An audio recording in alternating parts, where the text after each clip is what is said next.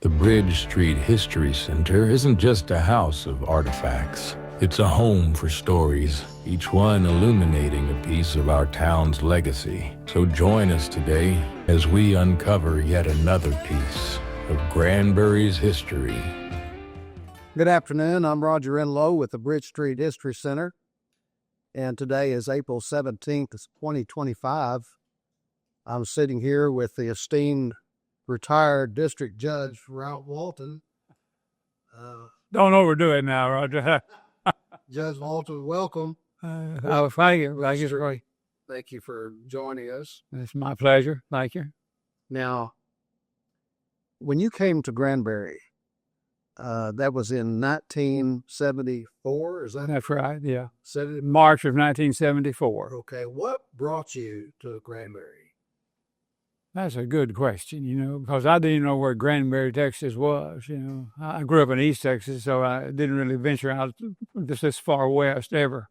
But what brought me here was I was practicing law in Fort Worth with a law firm, and I decided I wanted to make a change.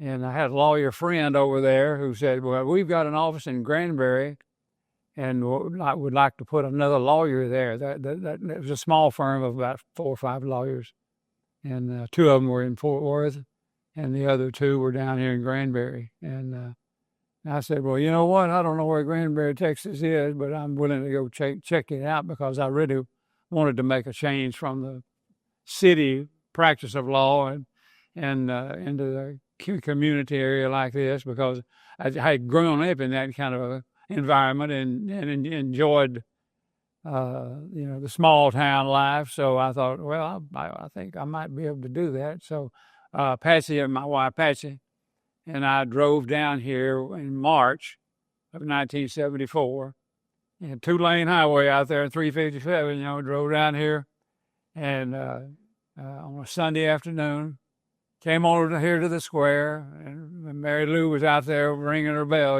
for lunch and all that. And when we had lunch there in the old nut house, and her hot water cornbread or whatever it was called. And so that's kind of how we got down here. And I have to say that Patsy wasn't impressed with the idea of coming to Granbury. Why? Well, we were living in Arlington, and some people there were people that we had known in Grapeland. Okay, in fact, one of them was our aunt, and so we were living over there in Arlington, and she just really loved Arlington because she had lots of things going on, obviously, and plus these people that we knew and that were good friends of ours and all, and so she didn't want to leave here, but I said, honey, you know what?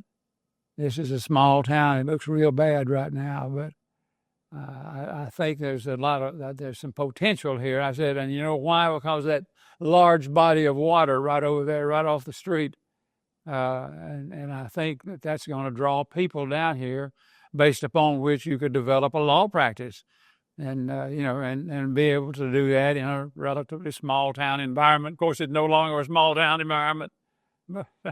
But your prediction, yeah, it did, and I thought, a lake. Who's the town? You know any towns that sit on a lake? That's going to be a huge attraction. I could, as dumb as I was, I could figure that out. So we told those guys, okay, if y'all want to do it, we'll Patsy and I will take on the job, and we'll come down here with the other 2 lawyers, Jimmy Dixon and Don Newville, who they were. That they have the other 2 down, and their office was in the old Red Bank building, and so that was in March of '74. We moved down here in June of '74. The very day we moved down here, Patsy gave birth to my daughter Allison, and Morris and I and Paul, our brother, drove down here that day, moving all of our worldly possessions down here. And I got a call when I got down here that Patsy had gone into labor. So we had to go. I had to rush to Fort Worth, to Arlington, to the hospital, and of course Allison was born, and that's how we got going. I didn't move in down. Patsy was teaching school in Arlington, and so we didn't move down here actually until June of '74. But we made the physical move and came on down, and here we go. In 1974, was it just you and two other lawyers in town, or were there some other lawyers in town? Do you recall?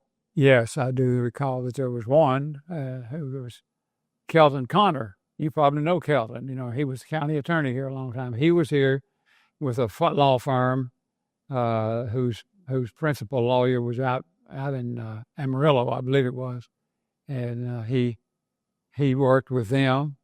And then Mr. Burks, he was an old lawyer, but he was well known in the legal profession, not just here, but I mean in Texas because of his reputation and all that.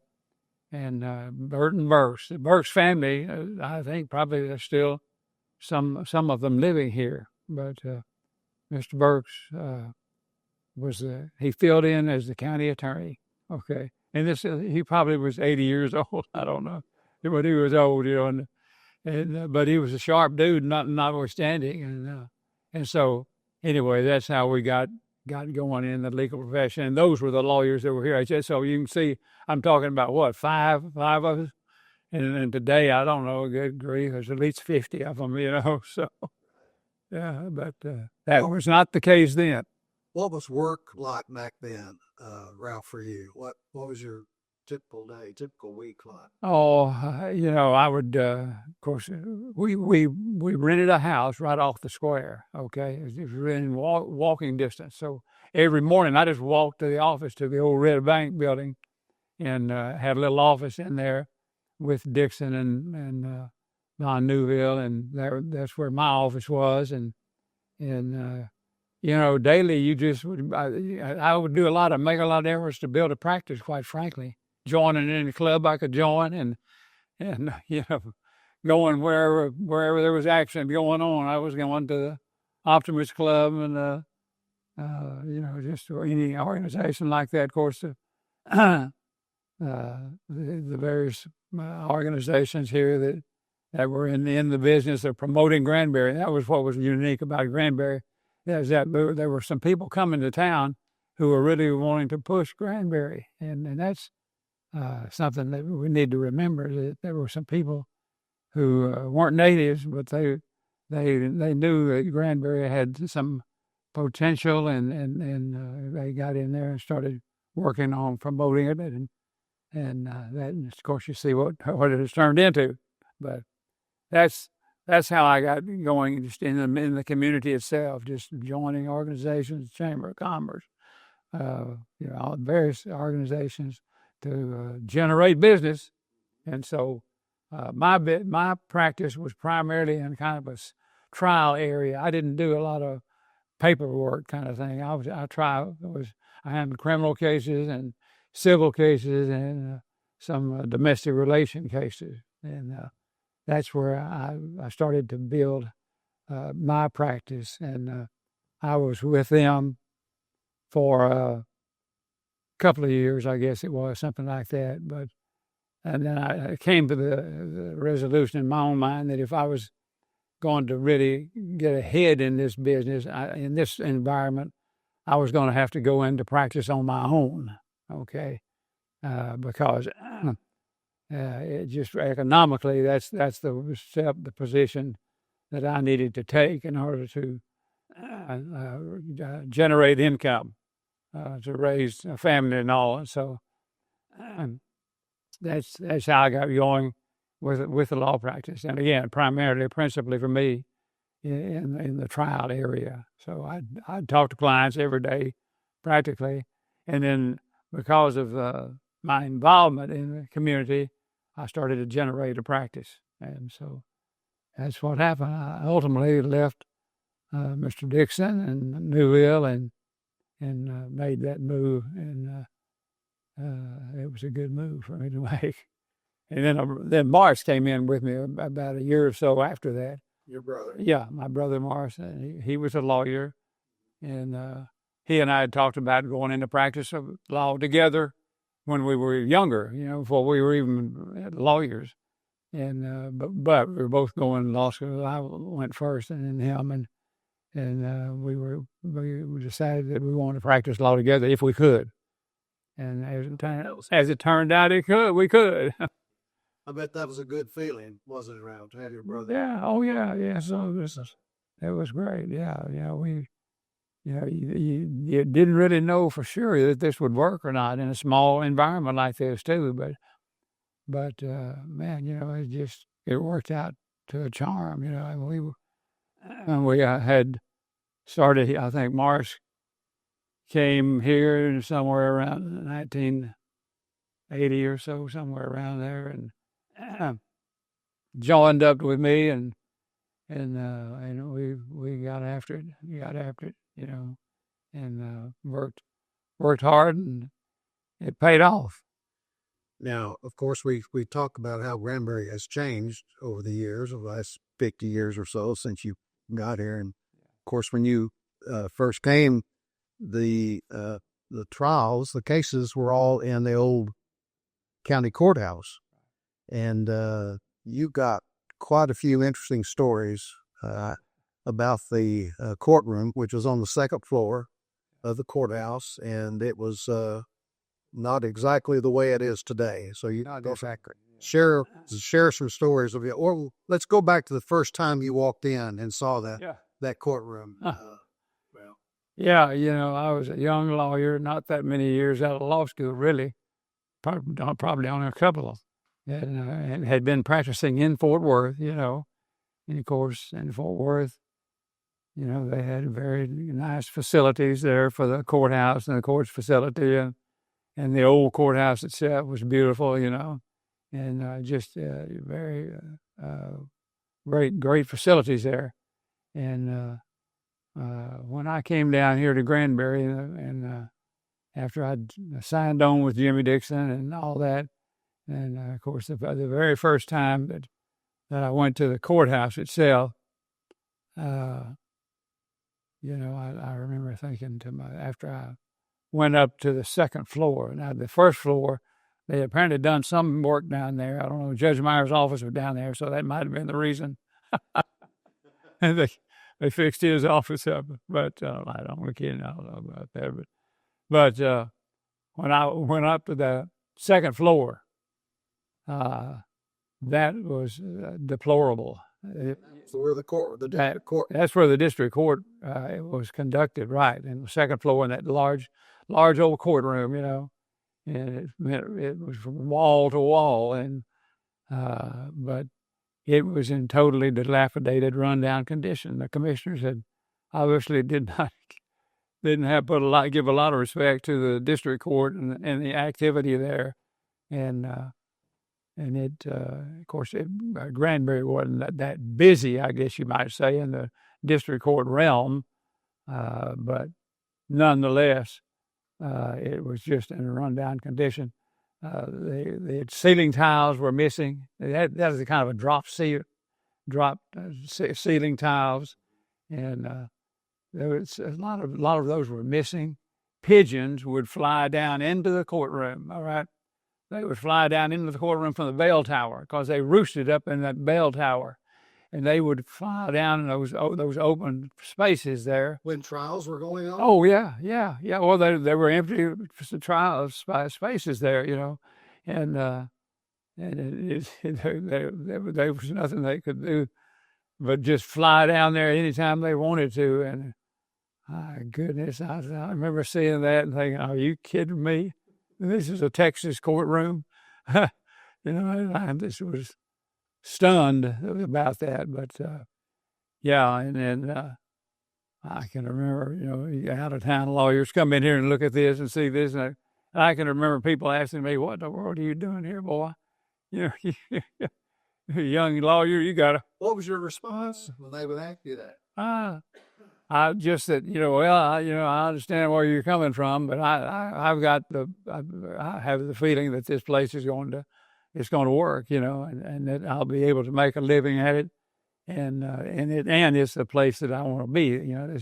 I don't want to be in Dallas, or I don't want to be in San Antonio. I want to be in this smaller environment, and I thought it would it would work, and it I'm sorry. has. I'm backing up here a little bit, but how were you welcomed? How were you received by Granbury? Good.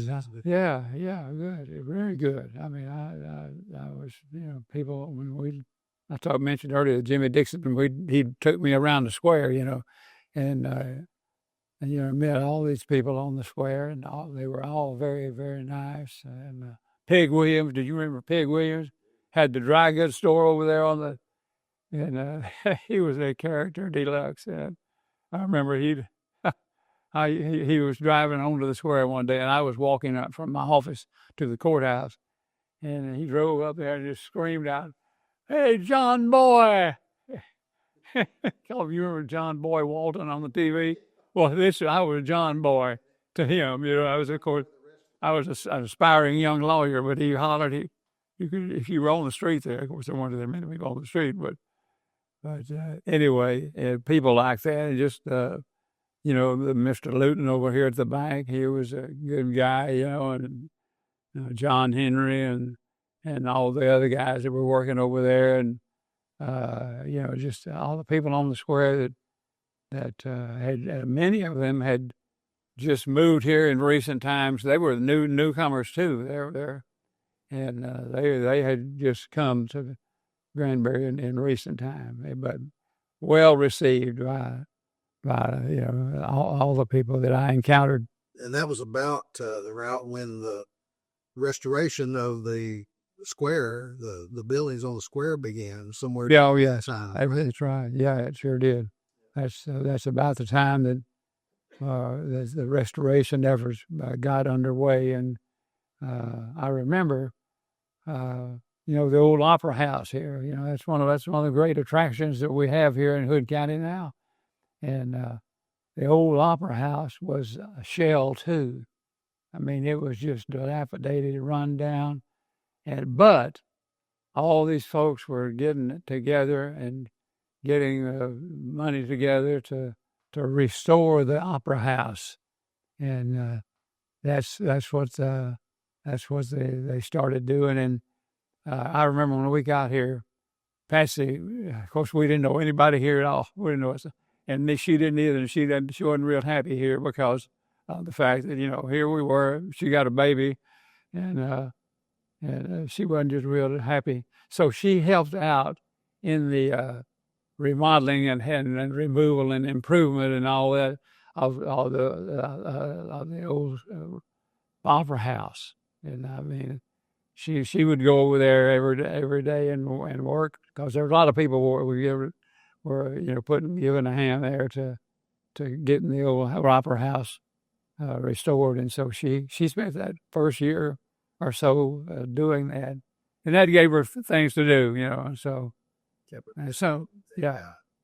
But it's because of people like her, that's Granbury is what it is today. Yeah. Oh yeah. Yeah. Yeah. There were so many people that really weren't native Granburyans. That they were people that had moved down here with the idea of retiring. Mostly, I think, most of them. And Ralph, let's go back a little bit to the courthouse, to the specifically the courtroom there. And you mentioned about the pigeons flying down out of a clock tower, and also I think you wrote in your memoir that something scooted across the courtroom floor one day during a trial. I believe you were there. I believe I was. Yeah. There was this thing was so run down and all that. Every now and then you get a critter in there, and one day a possum just came strolling through the courtroom, and I mean, it was just crazy. Yeah, it was funny, but yeah, that happened. I remember one time we were trying a case at night, because back in those days, the district judge sat in 3 different counties: Erath, Palo Pinto, and Hood. He had the 29th District Court was a 3-county district. So he lived over in Mineral Wells, and so he didn't like to come here. He didn't care much about Granbury because of the facilities. And we were picking a jury in the courtroom one night because that's all we could get, all the service we could get from him. But picking a jury, and at night it was a medical malpractice. I remember that, an interesting case, And so we're in the process of it that night picking a jury, and Judge Fitz. I'm sitting there where the lawyers had their chairs turned around facing the jury panel, and the judge was sitting behind us, and he was. I kind of noticed. I looked out at the audience, and some of them were kind of laughing and pointing like this, And I thought, what in the world was going on? This is really interesting stuff. This is a good case. What's happening here? And then I realized that the judge had gone to sleep. He was snoring pretty robustly, and I could see some of the jurors, and they were punching each other. And so the judge, the judge, Judge Herman Fitz, Judge Fitz, He was an older. Oh yeah, cantankerous at times. Yeah. Gentleman, cigar smoking, right? He was, for sure. Yeah, he'd smoke his cigars, and ashes would fall down on his tie and burn holes in it and all. I mean, he was, of course, I'm sympathetic to him, having been district judge myself, but knowing that, he had to deal with those bad conditions, it's difficult. I remember one time, Roger, we came to court, and Judge Fitz was sitting there at his bench, and he kind of reared back in his chair there, and it broke the back of the chair off, just that little bit, okay? And it broke, that sheared it off, and he fell in the floor, okay? Now, he's not happy, okay? That has happened, and he is not happy. And he takes that old chair, and of course, I don't blame him, frankly, conditions were terrible. But anyway, he takes that old chair and kicks it out the back door, which is right behind the bench. He kicks it down into the little area there, and then kicks it down the stairs. Okay, this was up on the second floor, and he kicked it down the stairs all the way, following behind it, kicking it. I'm thinking, I hope Judge Meyer's not down there. He's going to get a run over, But that's kind of an example of some of the things. I mean, Judge Fitz, like I said, he did have a few problems there. I think probably had narcolepsy or something because he slept through proceedings habitually, and that's not good. You can't do that, and be a judge is what I mean. You just can't do that. But he was a good man and all that, but. He just gotten a little too old for the job, maybe. But without your district judge, there might have been times where there were some times that maybe a little boring at times. But oh yeah, I don't think Ralph Walton ever fell asleep. No, oh no. You mentioned that. That's I remember thinking when I went on the bench, I'll never do that, and I didn't. Obviously. That was, if you're going to render justice, as you're called upon to do, if you're a judge, you got to stay alert. You got to, be alert, be ready to rule on a moment's notice on an issue that comes up. An objection is made, but and later on, as I understand from what I've read, Judge Fitz. Was sitting as a visiting judge. And he had retired, but he was sitting as a visiting judge down in Austin. And one of the defendants down there, I think it might have been criminal, filed an appeal of his conviction and said as a part of that he should be acquitted because the judge slept through most of the trial. And I don't know what the ultimate outcome was. The court, the appellate court, probably was somewhat sympathetic to him, if you want to know the truth. But he after that, I think he retired fully. But yeah, he was quite a character. Also, Ralph, he also said that in the old courthouse, a noted defense attorney made a little scene toward and during the trial, and this attorney later became a state senator. All right, you're talking about Bob Glasgow and everybody. I mean, Include this or not, but let's get war. I'll tell you what. I love Glasgow. He was a good man, good lawyer, good state senator. He was just but he was an old style lawyer too. I mean, he wasn't old when I knew him, in the court, but he was still had that old style, of just practicing with a little bit of zeal and all that. But little grandstanding. Little he was known to do that. Yes, he would sit at the counsel table, and if counsel on the other side was doing something to distract the jury, he'd have a big wad of pencils like this, and he would be banging them on the table, doing like this. But here's the story I want to tell you. I was trying my first criminal case. Okay, Bob was the district attorney for the court, and so I'm doing my final argument for the first time, and Glasgow gets up from his chair and walks around my table and into through a door that's just right off the courtroom, okay? And he goes in there and he urinates in the bathroom and left the door open, okay? So it could be heard by everybody, including the jury, okay? Just anything to distract them, and especially for this young lawyer who's trying his first case, And what was funny too is that over the years I would jump on him about that, and I said, Glasgow, you remember that time you did that? And he denied it. He said, I didn't do that. I'd never do that. I said, let me tell you what, you did do that, brother.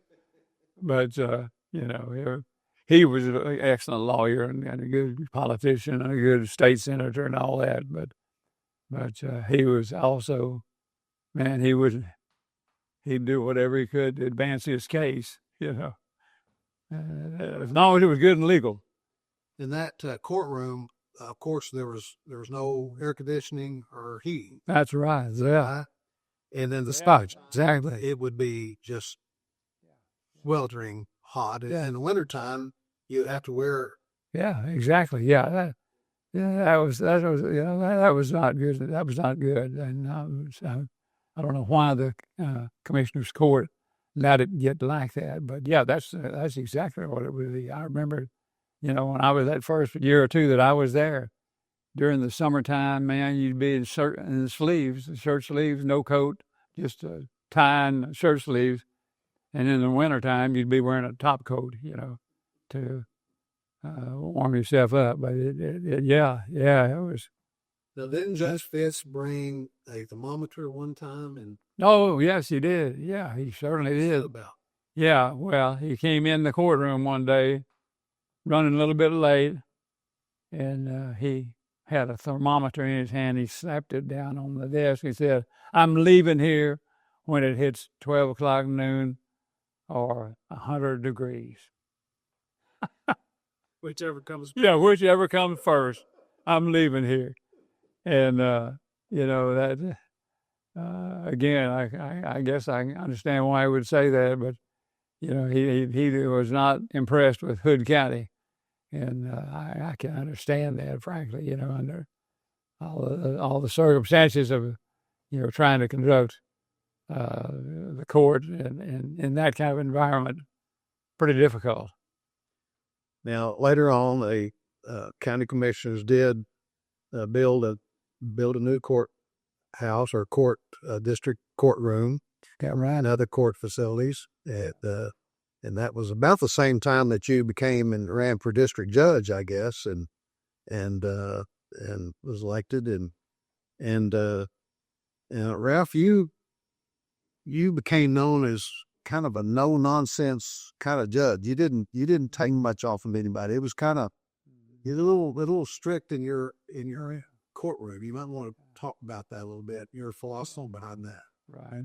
Yeah, I was. I had high respect and high regard for the law, and of course I enjoyed the bench. I loved being on the bench. It was I was on for nearly 28 years, and it was a great time, great career.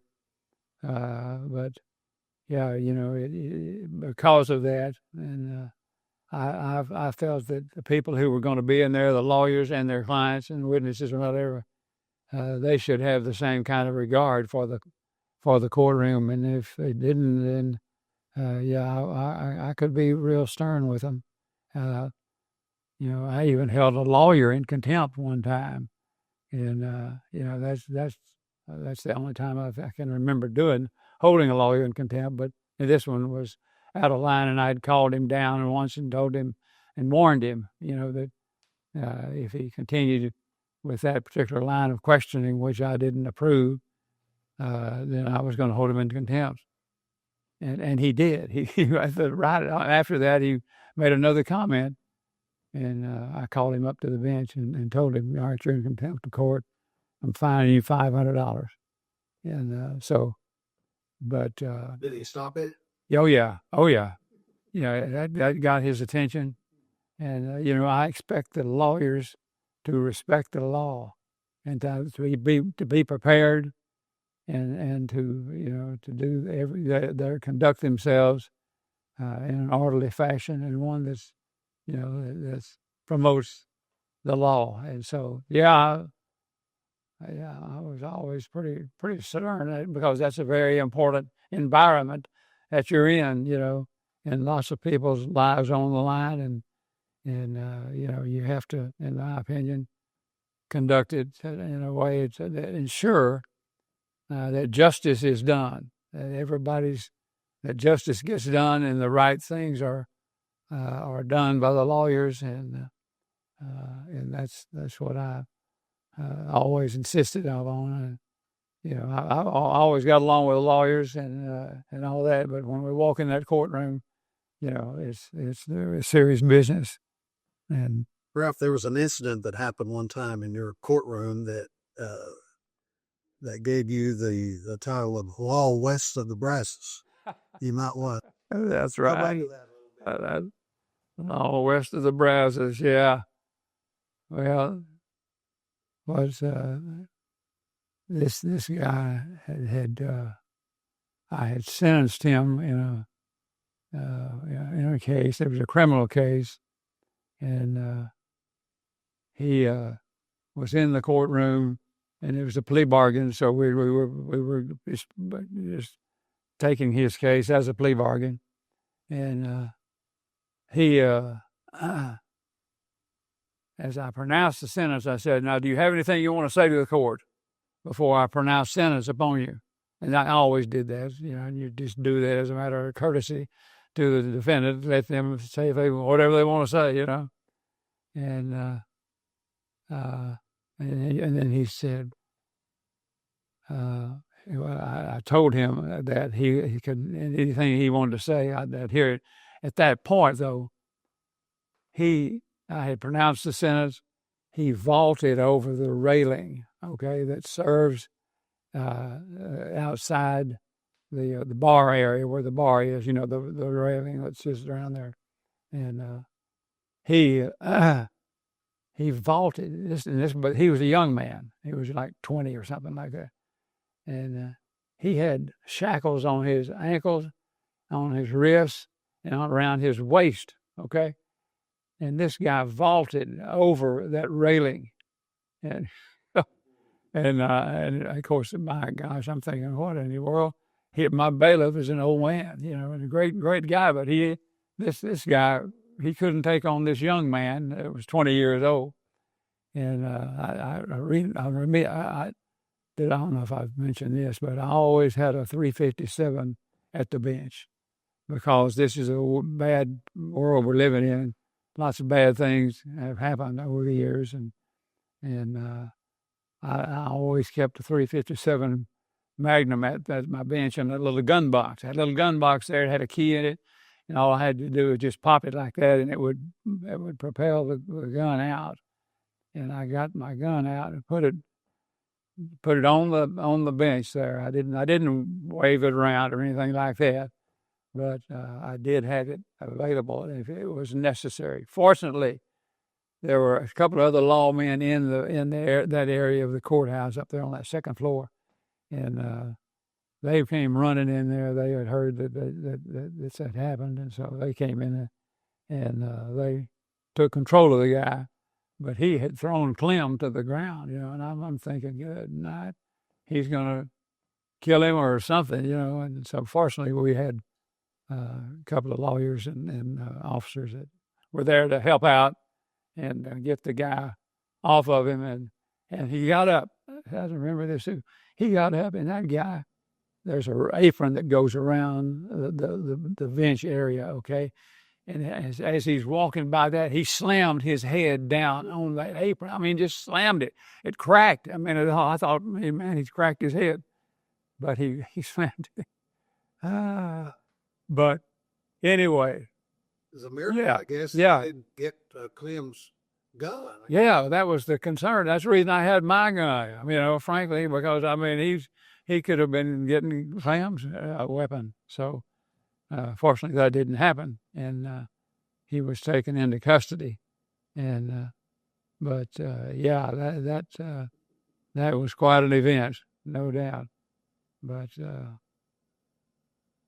there's lots of those kinds of things that went on.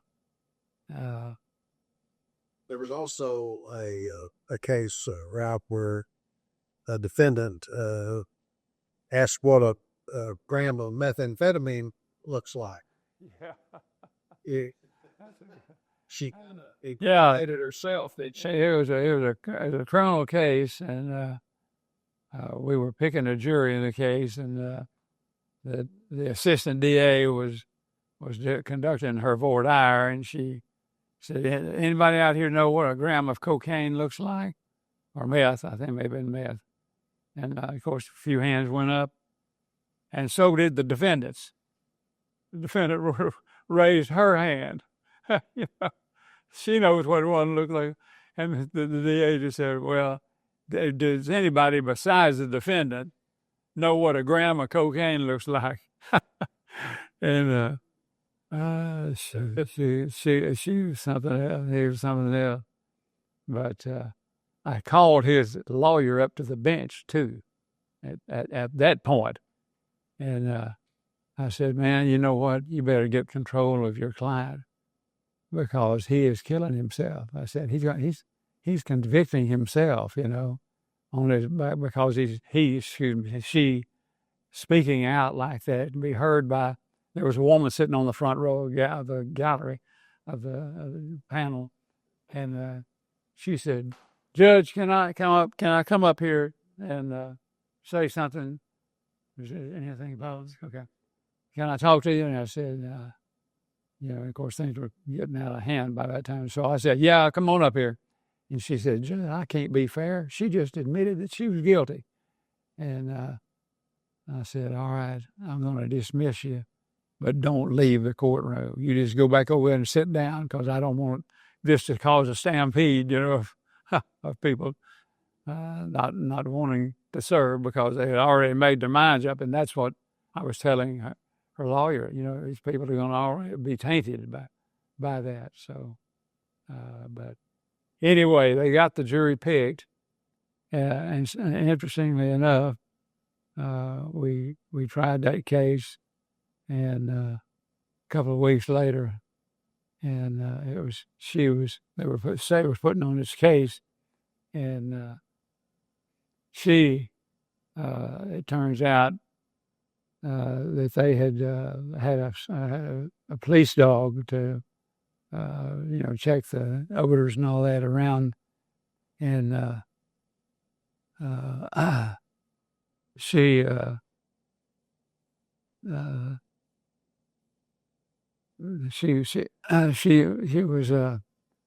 what was that she was Oh, okay, yeah. Now I remember it. She had they had the old police dog there to check the scents and all that. And the car, she'd been pulled over in a car as she was a passenger, and the dog alerted on that where this lady had been sitting in the car. Okay, he alerted on that, and of course they checked it and found that there was there was a valid alert on that. So they take her in. The cops do. They take her in, and they do a search of this woman back at the jail. One of the female. All right, a bag of cocaine. That's what the dog had alerted on. Okay, that was a wild one, no doubt about it. Yeah, That's an understatement. yeah, but and that same woman, we had earlier we had a hearing on a motion to suppress the evidence, and before I took the bench that day, my bailiff came up to me and said, "This woman's in here and she's kind of getting out of control, and so just be prepared." And I said, "Well, we'll take care of it, no problem." And so I get ready to take the bench, okay, and the courtroom was full, and so I take the bench. It's just like I always would do. And as soon as I opened the door and closed it to enter, she started hollering, douchebag at me, okay? And she just keeps going. I mean, and I'm trying to conduct all these preliminary matters related to the suppression motion. And of course, I told her, I said, "Ma'am, we're going to have this hearing either with or without you. So you can make up your mind about that, but you're in contempt of this court. If you continue this, I'm going to have you removed from the courtroom, and I'm also going to hold you in contempt and give you 6 months in jail for that." And she kept on going, and so I said, "Remove her from the courtroom."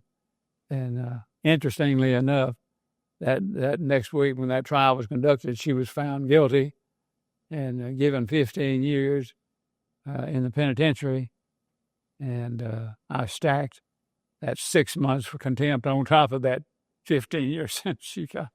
But you can't behave like that. That's what I was talking about earlier. You can't allow that kind of behavior in a courtroom. This is a place of respect, and where people's rights are being considered, and what the appropriate punishment is being considered. And but that was one crazy case. Well, another thing that I failed to mention, as I recall, in the district courtroom, the old district courtroom, still has spittoons. Yeah. In the courtroom. Yeah.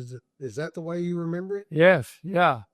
And there was a sign in the courtroom that said $25 fine for spitting on the floor. For spitting on the floor. Yeah. Oh, yeah. You use a spittoon. You didn't have that in your new courtroom. No, we didn't. We didn't have that. No, sure didn't need that. But and I'll tell you another one too that I encountered. I was sentencing a guy in a case, and I said, "Now, Mr. Jones," as I always did, "you have anything that you want to say before I pronounce sentence on you at this time?" And he said, "Well, Judge, I do have something I'd like to say. And I'm going to use the F-bomb here, so forgive me, but none of that." And he started going around the courtroom. He started with me, saying, "F you," and then went to the clerk and the DA and the assistant DA and the bailiff, and of course me, as I've already mentioned, saying to each one of us, the F-bomb, okay? And I just, and all I just pronounced the sentence and said, remove her from the courtroom, or him. And that was pretty crazy in there sometimes, especially in the world we're living in today. But yeah, that was a memorable occasion. Judge Walton, thank you for sharing your memories Yeah. to us, and thank you very much for your service to Granbury and Hood County. After all these years that you served in as a wonderful judge. Well, thank you, Roger. You're too kind, but I appreciate that very much. And it's been my pleasure to serve the people of Hood County for a long time. You mentioned 50 years. I guess it hasn't been that long, no? But, it's been my pleasure. I always enjoyed the law, especially enjoyed it when I was on the bench. And it's just my pleasure to serve the people. So thank you, Roger. Appreciate it, brother. Thank you. Uh-huh.